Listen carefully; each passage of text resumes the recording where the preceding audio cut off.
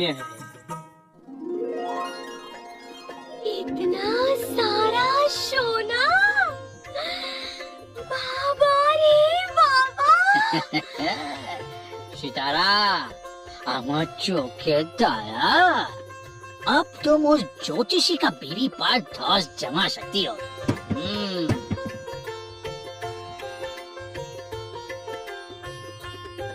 अरे ये क्या? मुझे नहीं दिखानी धौस, अब मेरी समझ में आ गई है। चतुराई से बेहतर है मेहनत, और मेहनत की कमाई में है बरकत। और वो तुम क्या गाते थे?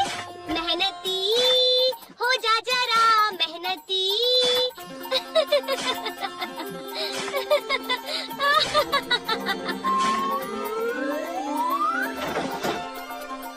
ये तो अमर ने बहुत अच्छा किया कि लालच नहीं किया और महल में नौकरी से मना कर दिया। अब वो उन पैसों से एक बड़ा महल बना सकता है।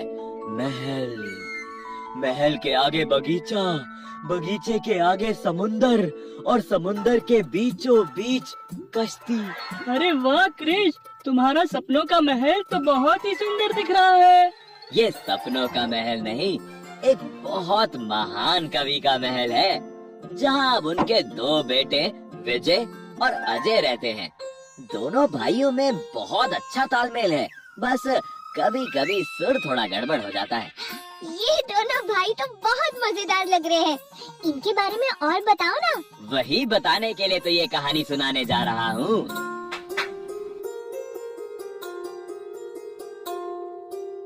जानते हो, चित्रकथी कला महाराष्ट्र की सबसे प्राचीन कलाओं में से एक है। इस कला में कहानी का एक सीन एक पन्ने पर उतार कर रखा जाता है।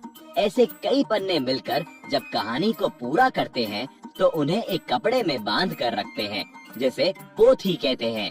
कहानी सुनाने वाला इस स्टोरी के साथ वीणा और हुड़क जैसे वाद्य यंत्रों का इस्तेमाल करके उसे और भी प्रभावशाली ढंग से सुनाते हैं। आज भी महाराष्ट्र के पिंगुली नाम की एक छोटी सी जगह में इस कला का काफी उपयोग होता है। तो फिर देख किस बात की? तो शुरू करते हैं।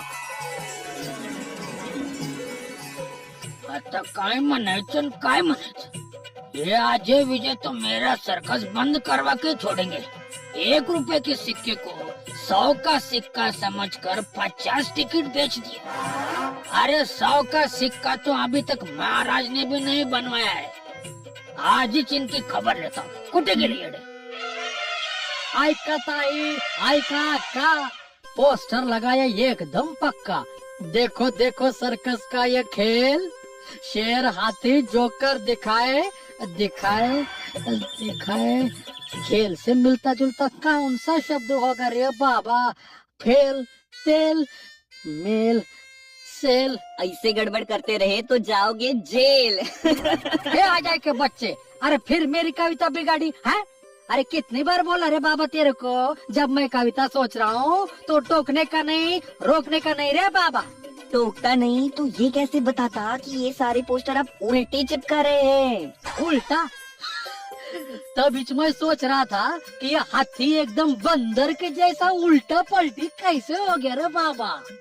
अरे तू एक काम कर, तू ये सबको ठीक करके रख, मैं जरा अब पेड़ को पानी देकर आता हूँ रे बाबा। लेकिन मैं क्यों? अरे क्योंकि तू छोटा है रे। उससे क्या फर्क पड़ता है? अरे छोटा समझ के मैनेजर गलती माफ कर देगा ना रे।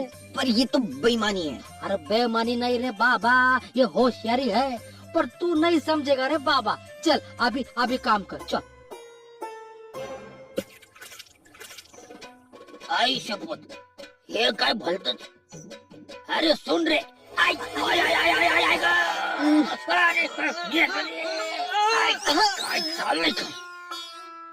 अरे काय रे येडिया, अरे पढ़ना लिखना नहीं आता तो कम से कम तस्वीर देख के सीधा चिपका तो सकते थे ना। अरे वो मेरे दादा ने किया या तूने?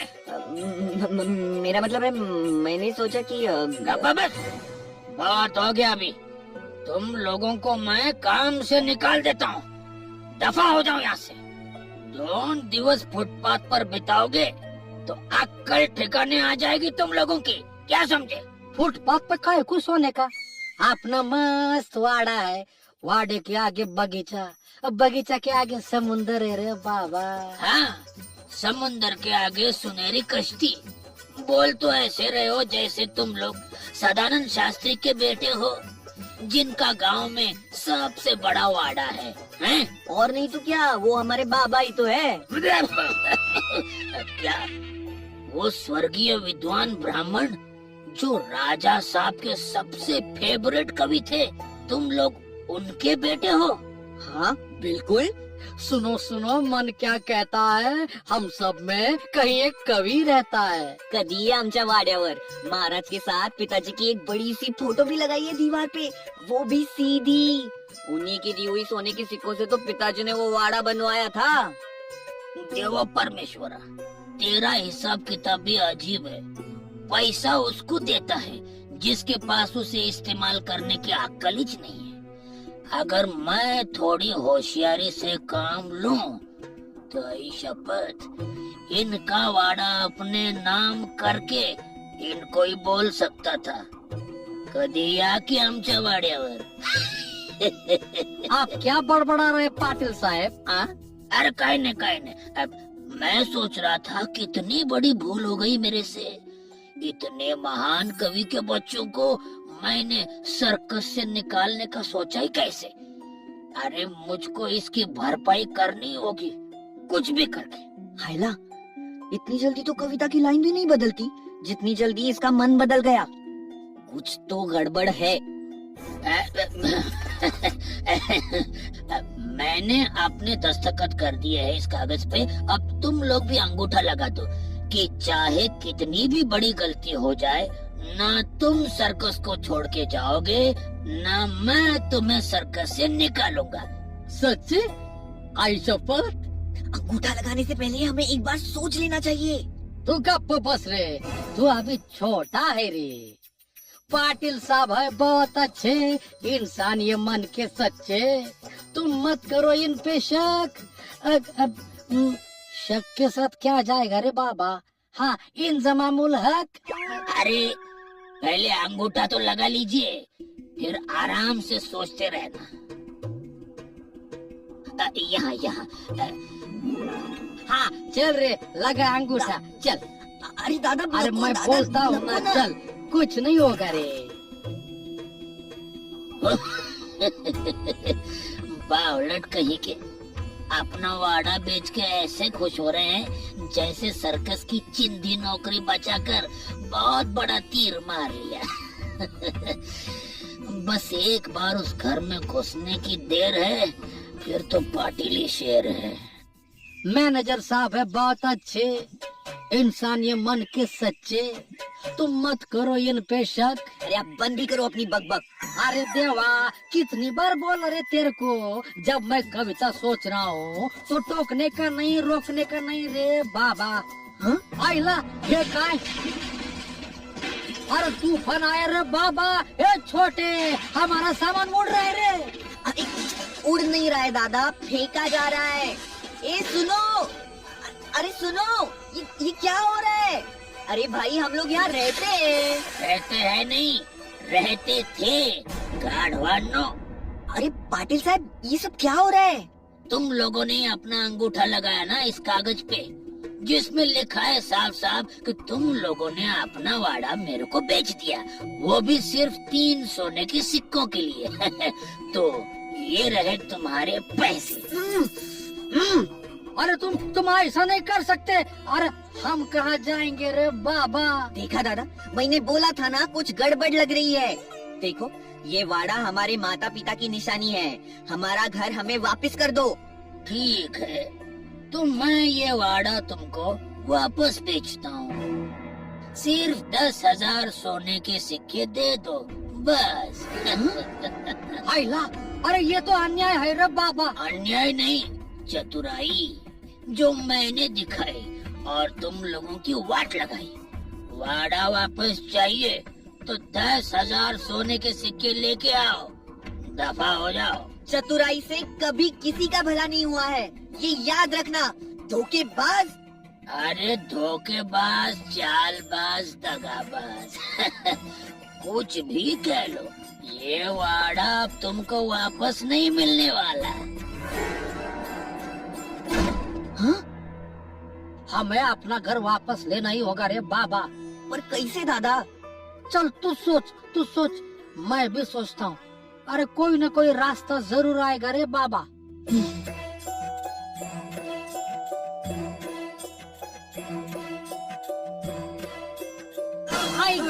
अरे अरे देख के चलना रे बाबा।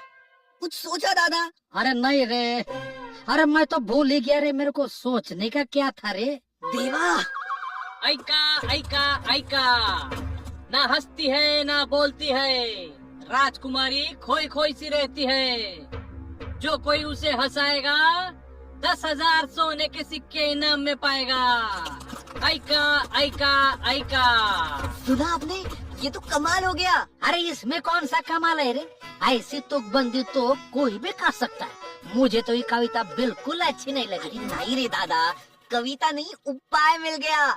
अब अगर हम जाके राजकुमारी को हंसा दे तो हमें पैसे मिल जाएंगे और हम अपना घर छुड़ा लेंगे। वाह, अब तू टेंशन मत ले रे छोटे, मैं यूं गया और यूं आया। तू इधर ही रुक, हिलना नहीं। लेकिन दादा रुको, भाईला दादा सब कुछ उल्टा पुल्टा कर देंगे। मेरे को इनके पीछे जाना चाहिए। दादा, अच्छा, तो आप महान कवि सदानंद शास्त्री के बेटे हैं। उन्होंने अपनी कविताओं से हमें बहुत गुदगुदाया है। मुझे पूरी उम्मीद है कि आप हमारी बेटी को हंसा पाएंगे। महाराज, मैंने कविता रची है सिर्फ आपकी बेटी के लिए। वाह, चलिए सुनाइए।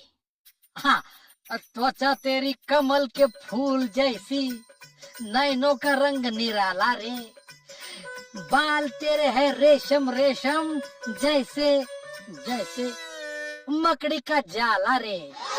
देख के तेरा रूप याद आ गया कमल कीचड़, हाँ कीचड़ का नाला रे। क्या कहा? ये शैतान हमारी राजकुमारी का मजाक उड़ा रहा है। तुम्हारी हिम्मत कैसे हुई उसे हंसाने के बजाय उसे रुला दिया? सैनिकों! अरे महाराज, ये स्टोरी बहुत सैड है। बड़े भैया ने तो अपनी पूरी कोशिश की थी अपनी गलती सुधारने की, लेकिन एक गलती सुधारते वो दूसरी गलती कर बैठे। तो इसमें उनकी क्या गलती? क्या वो सच में मर जाएंगे? बताओ ना। अरे बाल्टी बॉय, तुम्हारे जैसे बेवकूफ लोगों का ऐसा ही हशर होता है।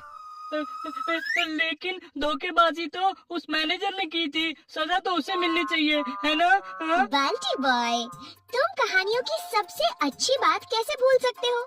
हर कहानी के अंत में सब कुछ ठीक हो ही जाता है, और जब तक सब कुछ ठीक नहीं होता वो कहानी का अंत नहीं होता।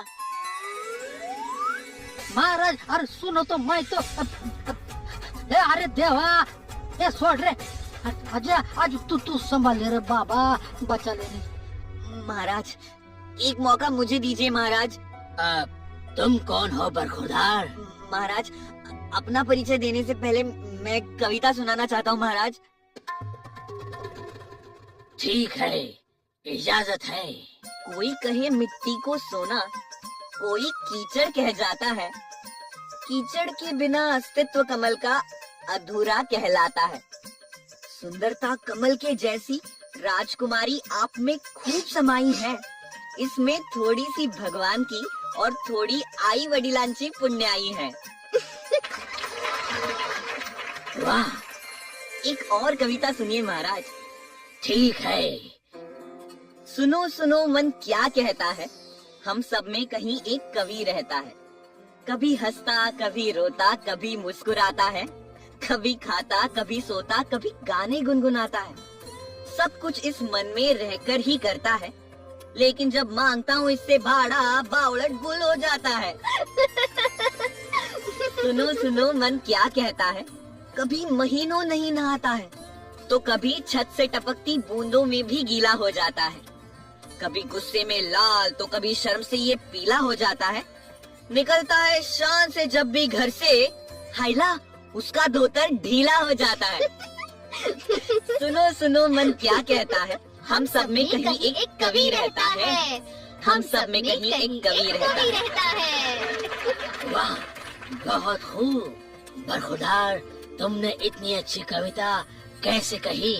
क्योंकि मैं सदानंद शास्त्री जी का छोटा बेटा हूँ और इनका छोटा भाई। अगर आपको ये कविता पसंद आई महाराज, तो कृपया करके मेरे दादा को छोड़ दीजिए। ठीक है सैनिकों, उसे छोड़ दो। हाँ हाँ हाँ, ये छोड़ रे।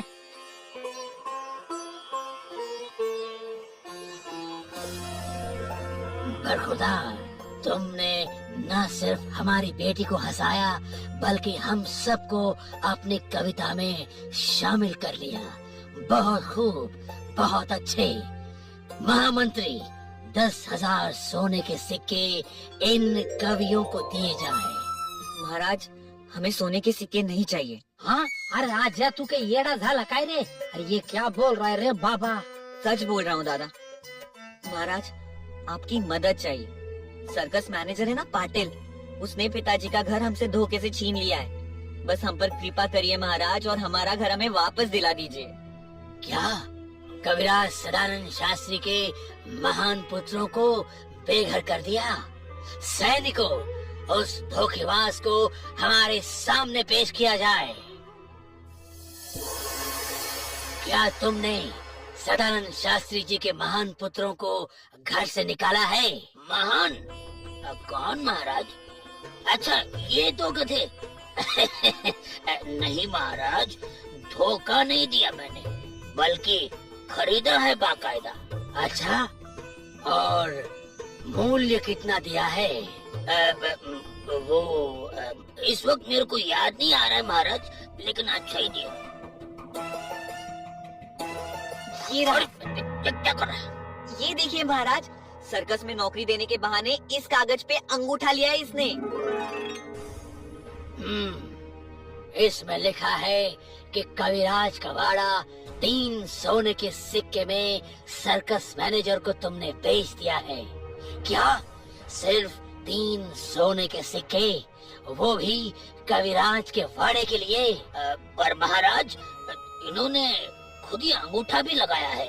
बदतमीज, तुमने ज्यादा चतुराई से इनसे अंगूठा लगवाया है, जो एक धोखाधड़ी है।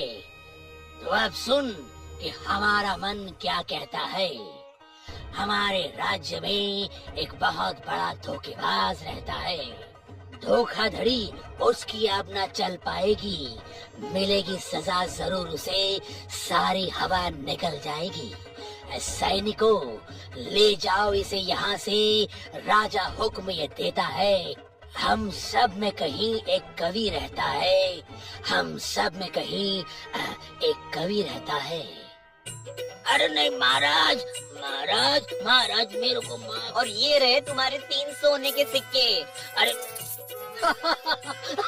हमारा घर फिर से हमारा हो गया रे बाबा, और इसका श्रेय जाता है मेरा छोटा अक्लमंद भाई और उसकी चतुराई को रे बाबा। नहीं, चतुराई नहीं, सूझबूझ। अकल का इस्तेमाल हमेशा सूझबूझ से करना चाहिए, और बाबा की ये बात हमेशा याद रखनी चाहिए। सुनो सुनो मन क्या कहता है, हम सब में कहीं एक कवि रहता है, हम सब में कहीं एक कवि रहता है। सुनो सुनो मन क्या कहता है, हर दिल में एक कवि रहता है, हर दिल में एक कवि रहता है। ये कहानी सुन के मेरा मन भी एक कविता सुनाने को कर रहा है। कहानी मैंने सुनाई थी, इसलिए पहले मैं कविता सुनाऊंगा। ठीक है, बर्बाद बर्बाद। अरे बर्बाद नहीं, इरशाद होता है। इरशाद इरशाद। हाँ हाँ, वही वही। डब्बे में डब्बा, डब्बे में खरगोश, डब्बे में डब्बा, डब्बे में खरगोश। कृष्ण मारी लात, बाल्टी बॉय बेहोश। अच्छा, अब मेरी बारी। ट्रक के पीछे कार, कार के पीछे लॉरी, ट्रक के पीछे कार, कार के पीछे लॉरी। अगर जिंदा बचना है तो अभी बोल सॉरी। मैं क्यों बोलूं सॉरी? क्या है तेरे पास कोई प्रूफ? सारी दुनिया जानती है कि तुम हो नंबर 1 बेवकूफ। अरे रे, सॉरी वॉरी होती रहेगी, चलो खाते हैं खाना। सॉरी वॉरी होती रहेगी, चलो खाते हैं खाना। चूहो, खाना तैयार है ना?